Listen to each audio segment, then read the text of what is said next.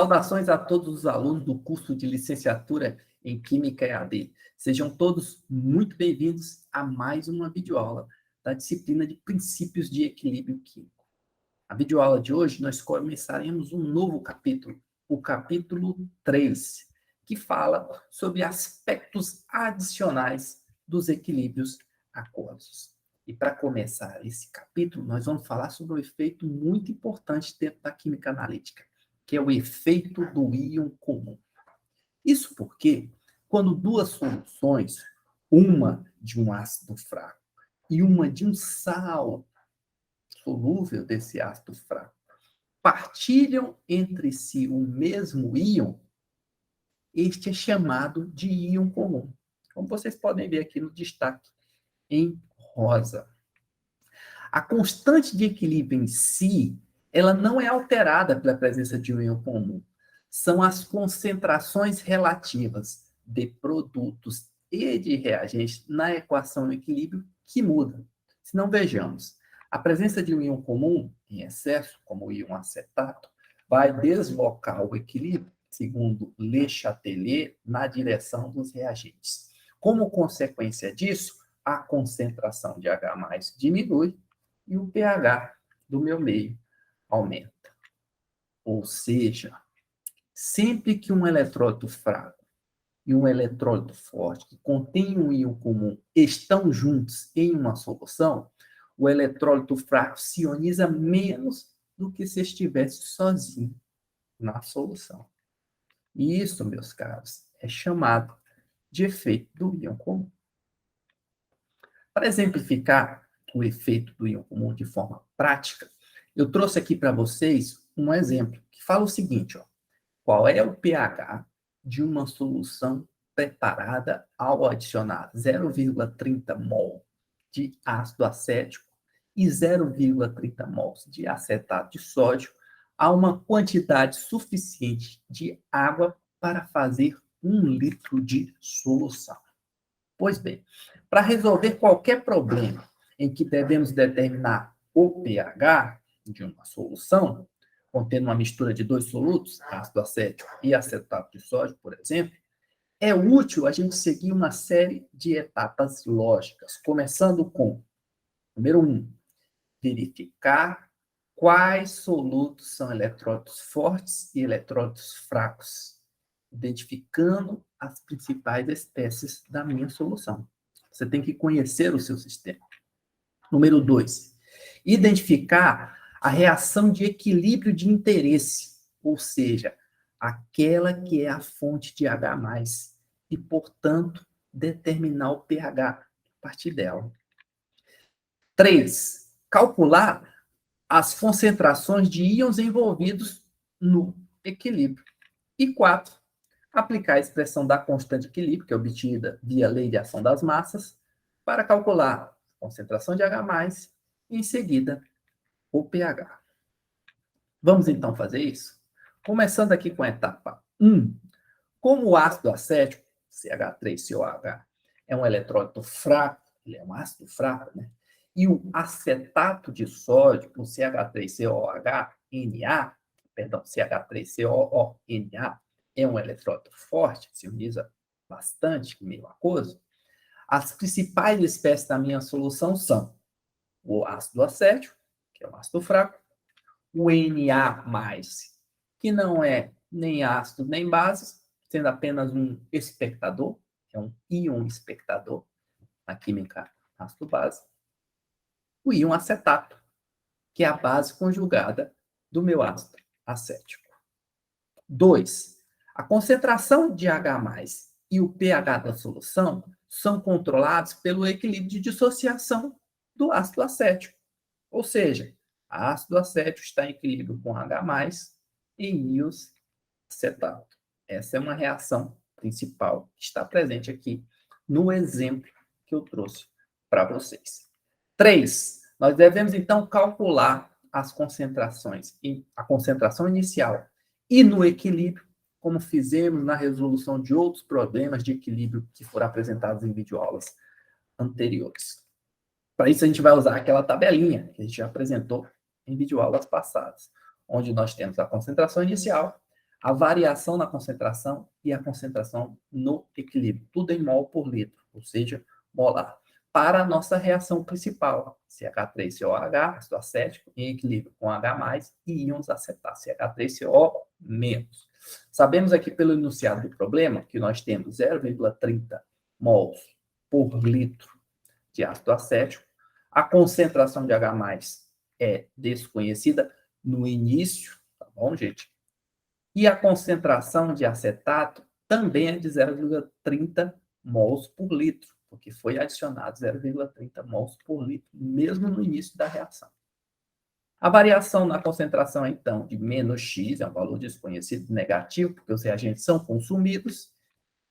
Para o H+, é de mais X, porque H+ é um produto, os produtos são formados. A terminologia que a gente usa é reagentes que são, espécies que são consumidas, sinal negativo, espécies que são formadas, sinal positivo. Mais X também, já que tem uma estequiometria de 1 para 1 H+, íons acetato, para representar a variação na concentração dos íons acetato. Consequentemente, a concentração do equilíbrio vai ser 0,30 menos X para o ácido acético, X para o H+, e 0,30 mais X para o íon acetato. Observando em detalhe, nós temos que a concentração de equilíbrio do íon acetato, que é o meu íon comum, é a concentração inicial relativa de acetato de sódio, que é 0,30, mais a variação de concentração X, ou seja, 0,30 mais X. Na etapa 4, agora sim, nós podemos usar a expressão da constante de equilíbrio via lei de ação das massas, ou seja, Ka é igual à concentração de H+, vezes a concentração de íons acetato, dividido pela concentração de CH3COOH, ácido acético. E esse valor de Ka é conhecido, é um valor tabelado, é de 1,8 vezes 10 a menos 5. Substituindo, então, as concentrações de equilíbrio que acabamos de obter na tabela anterior, nós temos que X, que é o valor da concentração de H+, vezes 0,30 mais X, que é o valor da concentração de equilíbrio de íons acetato, dividido por 0,30 menos X, que é o valor da concentração de equilíbrio de ácido acético, é igual a 1,8 vezes 10 a menos 5. Mas a gente sabe também que esse valor de Ka do ácido acético, a constante de ionização do ácido acético, é um valor pequeno. Ele é elevado a 10 a menos 5. E assumimos que quando esse X é pequeno, em comparação às concentrações iniciais de CH3COH e de CH3CO-, nós podemos desprezar esses valores nas operações de soma e subtração. Em outras palavras, eu posso desprezar esse X tanto no numerador como no numerador, nas operações de soma e subtração, porque o que é gerado dessas espécies é desprezível, e a gente pode simplificar nossa expressão para x vezes 0,30 dividido por 0,30, ou seja, 0,30 do numerador é cancelado com 0,30 do denominador, e o nosso valor de x é exatamente 1,8 vezes 10 a menos 5. Lembrando que esse valor de x é a concentração de H+. Por fim, podemos calcular, então, o valor do pH a partir da concentração de H+, porque a gente sabe que pH é menos log da concentração de H+, ou seja, menos log de 1,8 vezes 10 a menos 5, que nos dá um pH de 4,74, como sendo o pH do meu tampão. Do meu sistema que envolve o íon comum. Na verdade, eu acabei dando um spoiler aqui para vocês, porque na sequência nós vamos falar justamente sobre tampões, gente. Isso porque soluções que contêm altas concentrações, e aí entendam altas concentrações como sendo 10 a menos 3 molar, ou mais, ou superior, de um par ácido-base conjugado fraco, e que podem resistir a variações drásticas de pH com a adição de pequenas quantidades de ácido ou base forte, são justamente chamadas de soluções tampão ou simplesmente tampões. É muito comum nós vermos soluções tampão quando nós vamos calibrar um pH-metro. sei se vocês já fizeram essa prática, mas na figura 17.1 nós temos aqui tampões padrões para calibração de pH-metros. São soluções com pHs fixos a 20 graus Celsius. Aqui nós temos um pH 4, um pH 9, temos também uma solução com pH 7 mais atrás aqui. Tá bom, gente? Então, essas soluções são usadas para calibrar um pH-metro porque elas têm um valor de pH conhecido. É uma solução padrão para a concentração de H+.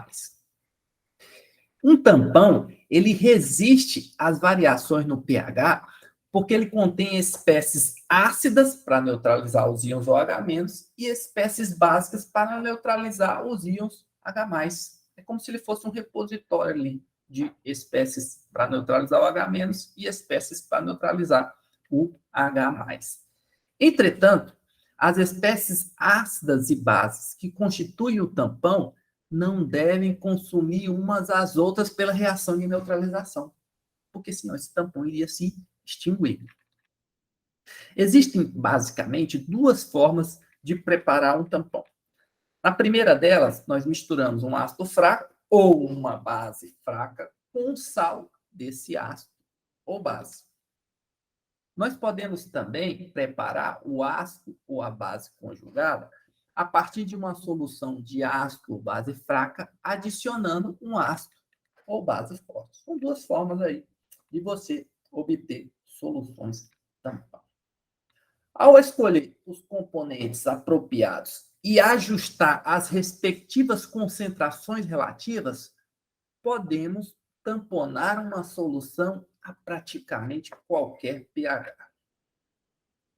Para exemplificar como funciona a ação de um tampão, a figura 17.2 traz justamente essa ação tamponante. Nesse início aqui, nós temos uma solução tamponada inicial, onde nós temos a concentração de HF e a concentração de F-, o ácido fraco e sua base conjugada. Na primeira situação hipotética aqui, nós temos a adição de H+, e essa adição de H+, faz com que a presença de F- interaja com esse H+, neutralizando essa adição de ácido e, consequentemente, diminuindo o pH. Só que essa diminuição vai ser sutil nesse sistema tamponado. Por outro lado, se eu tenho a adição de OH-, após a adição de OH-, nós também temos uma sutileza na variação do meu pH, ou seja, a presença de HF neutraliza a adição da minha base e o aumento de pH é pequeno. Mas por que esses aumentos são pequenos? Nós observamos aqui com a nossa superlupa, nós temos aqui, de forma esquemática, as moléculas de HF e F- presentes numa solução tamponada inicial.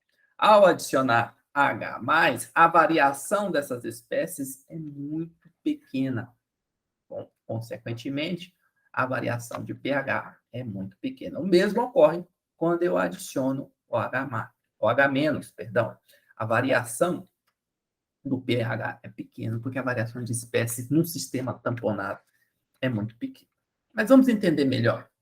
E para entender melhor como um tampão funciona, vamos considerar um composto de um ácido fraco, genérico, HA, tá bom? E um de seus sais, aqui representado por MA, em que M+, poderia ser sódio, potássio ou qualquer outro cátion que não reaja com a água, ou seja, um íon espectador. Bom, então, nós temos a equação no equilíbrio HA, em equilíbrio com H+, mais A-. Partindo, então, da equação de equilíbrio, que é obtida via lei de ação das massas, nós temos que a constante que rege esse equilíbrio é igual à concentração de H+, vezes a concentração de A-, dividido pela concentração de HA. Lembre-se que essa aqui é a forma reduzida, eu estou suprimindo a molécula de água, que de qualquer forma não aparece na expressão do Ka, já que a água é um solvente puro, que tem concentração constante, atividade unitária. Tá bom, gente? Se eu rearranjar essa expressão em termos de concentração de H+, ela pode ser escrita como concentração de H+, é igual a Ka, vezes a razão entre a concentração de Ha pela concentração de A-.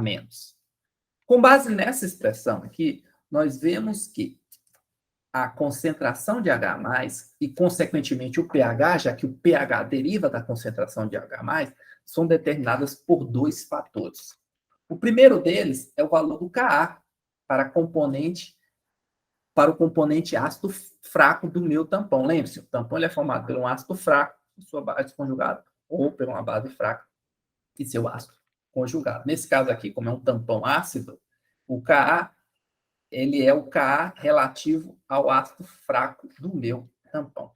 Além disso, o segundo componente aqui é justamente a razão das concentrações do par ácido fraco base conjugada, ou seja, concentração de H a menos. Se íons OH- são adicionados à minha solução, eles irão interagir com o componente ácido do tampão, produzindo A- e H2O. O sistema tampão vai absorver essa adição de OH-. Bom, essa reação de neutralização faz com que a concentração de H diminua e de A- aumente, como vocês podem visualizar aqui, vai ter um deslocamento desse equilíbrio.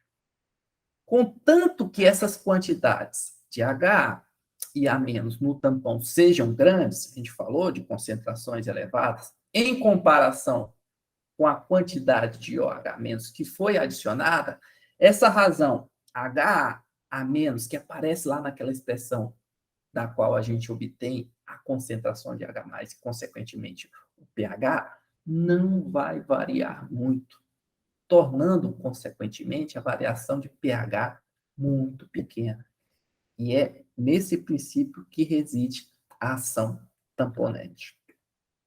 Agora, se por outro lado, íons H+, ou H3O+, são adicionados, eles irão interagir com o componente básico do meu tampão, que é a base conjugada ao ácido fraco, para produzir H e H2O.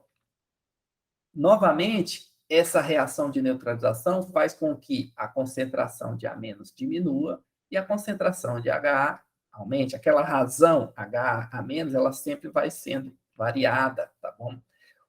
A questão é, desde que a variação na razão HA, concentração de HA a menos, seja pequena, a variação de pH também será pequena. Mas como é então calculado o pH de um tampão? Nós vimos que os pares ácido-base conjugado compartilham um íon comum. Até dei um spoiler antes de falar de tampões, ao falar do conceito de um comum alguns slides atrás. E nós podemos usar o mesmo procedimento para calcular o pH de um tampão, que utilizamos para tratar o efeito do íon comum. Por isso que essa videoaula de hoje começa falando de efeito de íon comum, para chegar no caso prático, que são as soluções tampão.